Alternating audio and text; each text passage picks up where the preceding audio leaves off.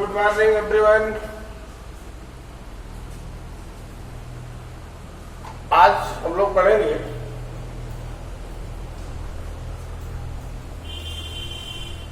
Energy. Energy में आपने पढ़ा होगा दो तरह की energy, potential energy, kinetic energy. अक्सर जो बच्चा हाई स्कूल पास करके ऊपर आता है तो दो ही एनर्जी वो जानता है।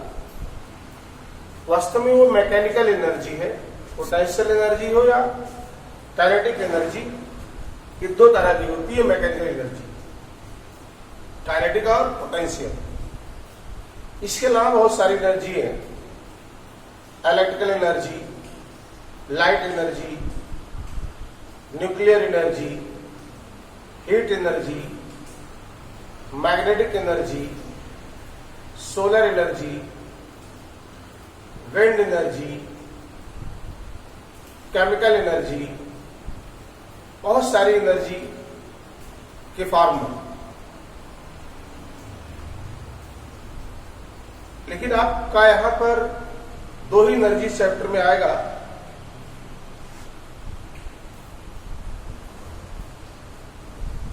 पोटेंशियल एनर्जी और काइनेटिक एनर्जी। और बाकी एनर्जी अलग अलग चैप्टर में पढ़ेंगे। हीट में आएगा आपका heat energy, electrical energy 12th में पढ़ेंगे जब इलेक्ट्रोस्टैटिक्स आएगा। मैग्नेटिक एनर्जी भी बाद में पढ़ेंगे। यहां केवल पोटेंशियल एनर्जी और इलेक्ट्रिकल एनर्जी को पढ़ना है। तो पहले देखते हैं पोटेंशियल एनर्जी। पोटेंशियल एनर्जी वास्तव में एनर्जी क्या है?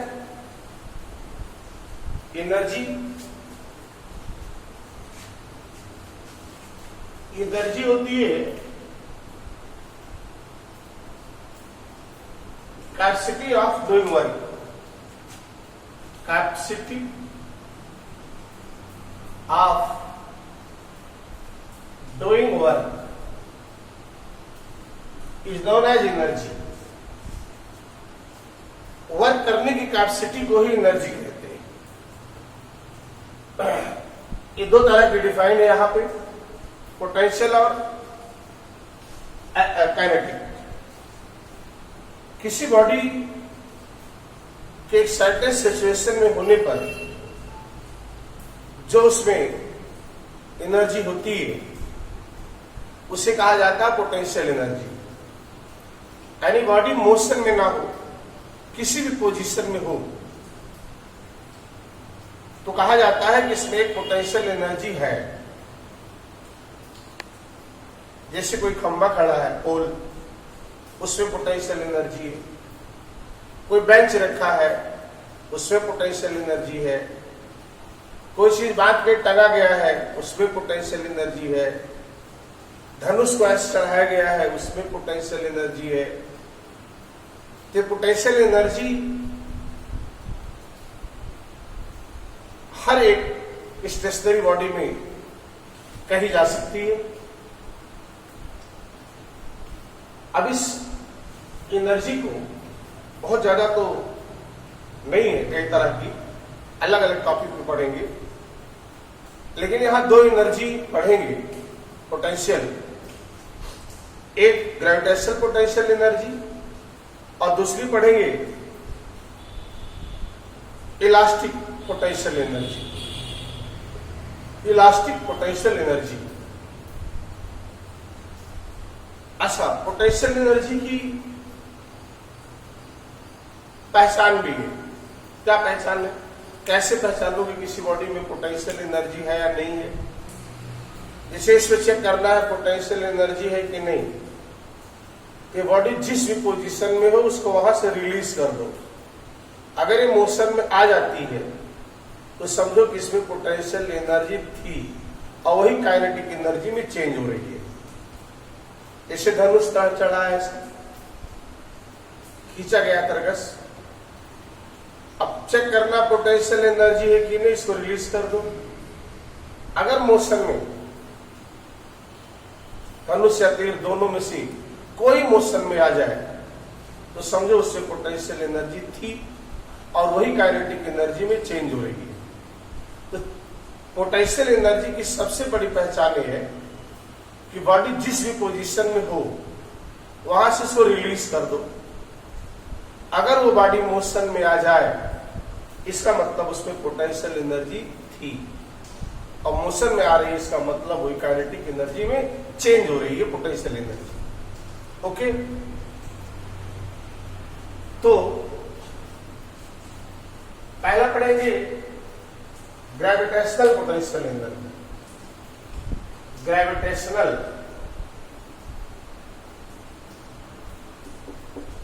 पोटेंशियल एनर्जी,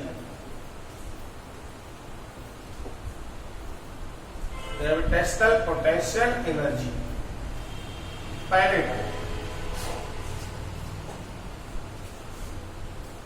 जैसे मान लो ये अर्थ सरफेस है, ग्राउंड लेवल, अगर किसी बॉडी को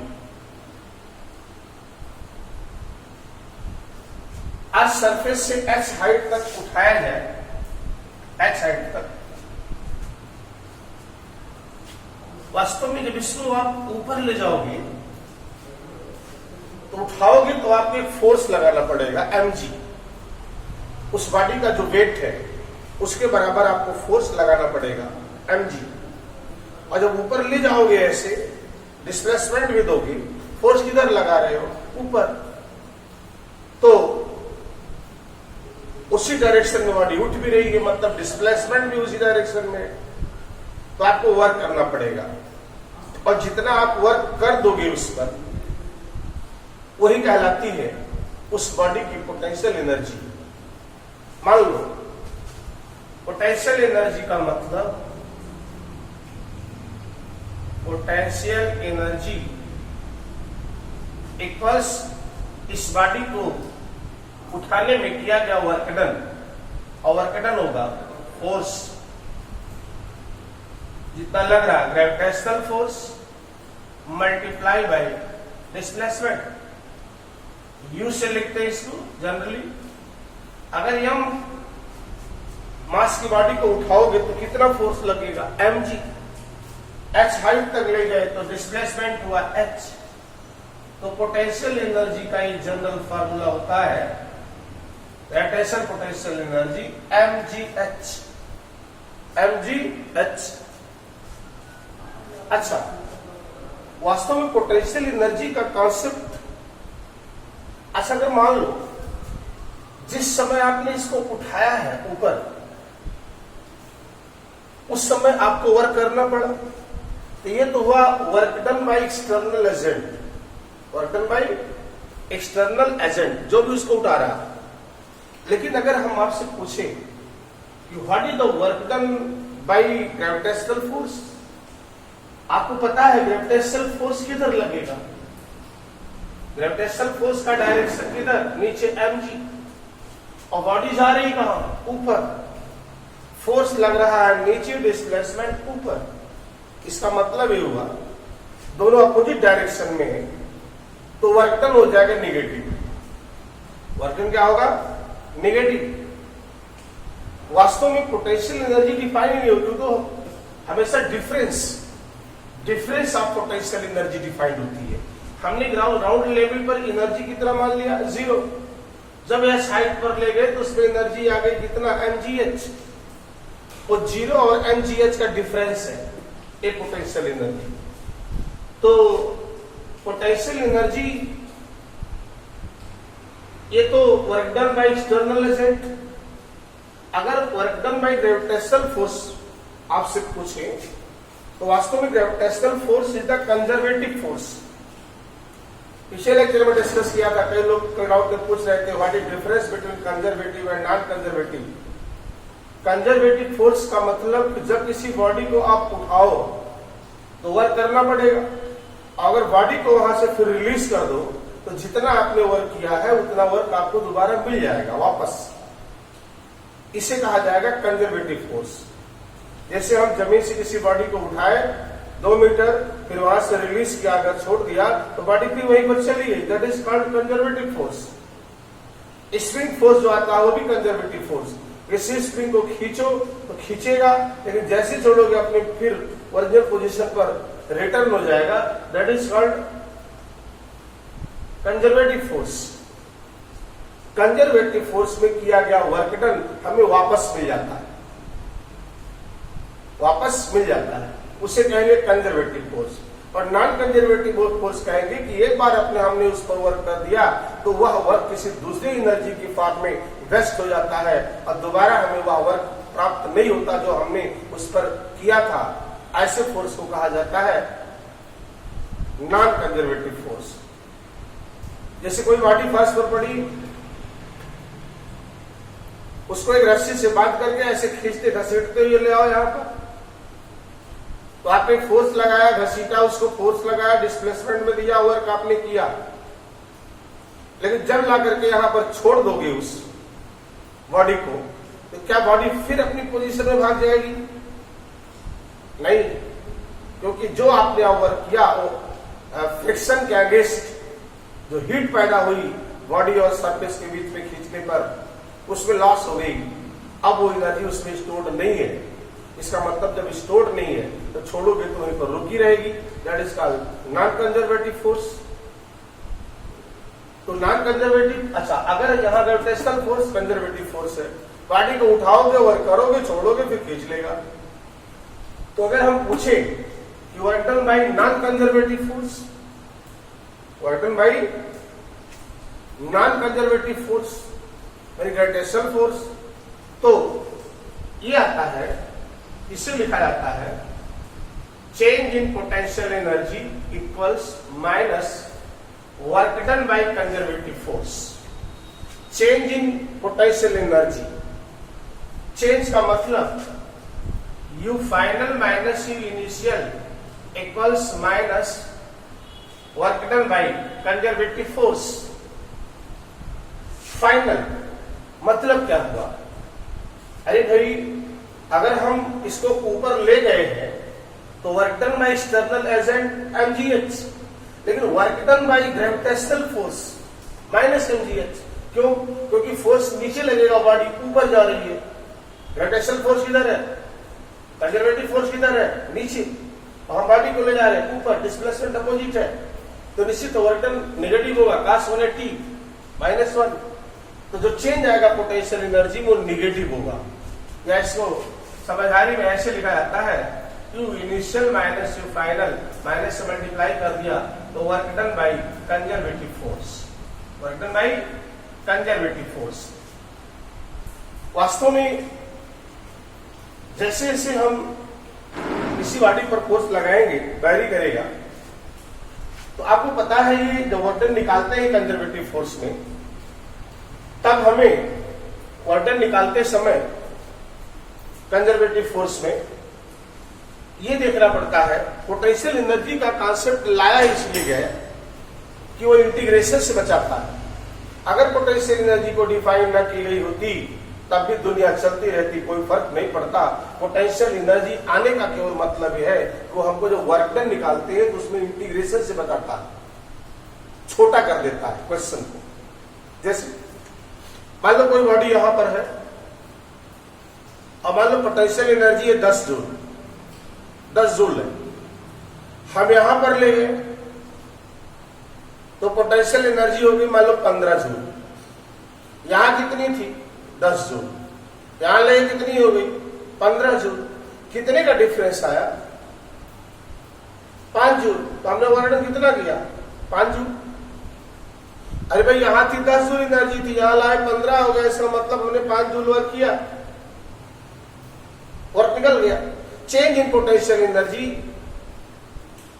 is called negative times of work done by conservative force. या ऐसे लिख सकते हैं, you initial minus you final equals work done by conservative force. Okay, अच्छा, अगर हम आपसे कहें, अच्छा, एक बार ये पूछा था इंजीनियरिंग के टेस्ट में, ऐसे एक बॉडी ऐसे रखी, फिर उस बॉडी को ऐसे रखा है, हाइट वही है, सेम हाइट, ये बॉडी को ऐसे रखा, एक बार इस बॉडी को ऐसे रखा, ऐसे तिरछा में नीचे आ जाएगा, ऐसे रखा। मान लो ये हाइट h है, h, किसमें पोटेंशियल एनर्जी ज्यादा?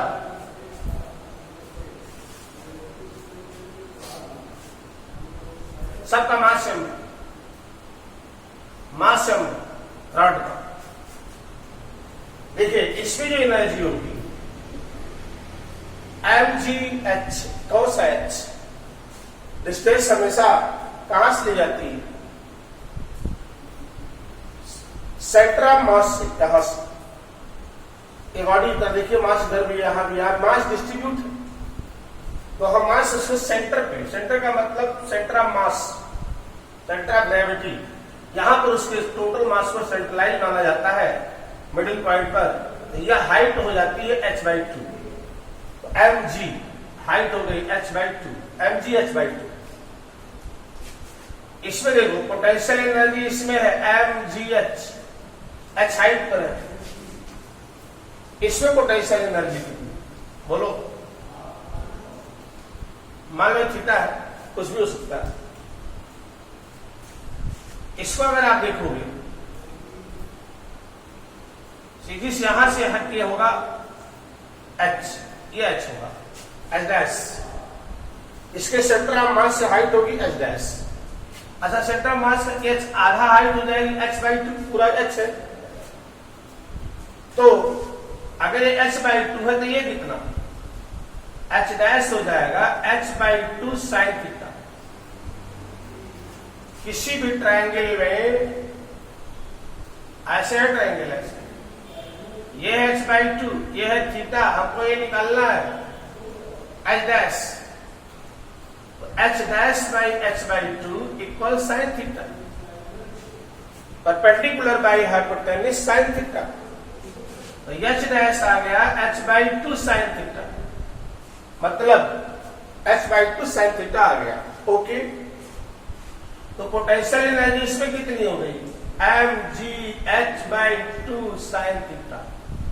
थीटा की प्राइम थीटा की मैक्सिमम वैल्यू 1 हो सकती है, अन्यथा हमेशा 1 से कम ही होगी, 1 से कम ही होगी। इसका मतलब सबसे कम पोटेंशियल एनर्जी इसमें, उससे कम इसमें, और सबसे ज्यादा इसमें। सबसे कम इसमें, अगर ये वर्टिकल हो जाएगा तब इसके बराबर हो जाएगा। इसमें सबसे कम, उससे ज्यादा ये, और सबसे ज्यादा ये, यानी पोटेंशियल एनर्जी की अब पहचान है, आप कर सकते हैं। ओके, ये थोड़ा सा ग्रेविटेशनल पोटेंशियल एनर्जी का कॉन्सेप्ट है। हम आपको एक क्वेश्चन इस तरह से दे दे रहे हैं, आप निकालोगे।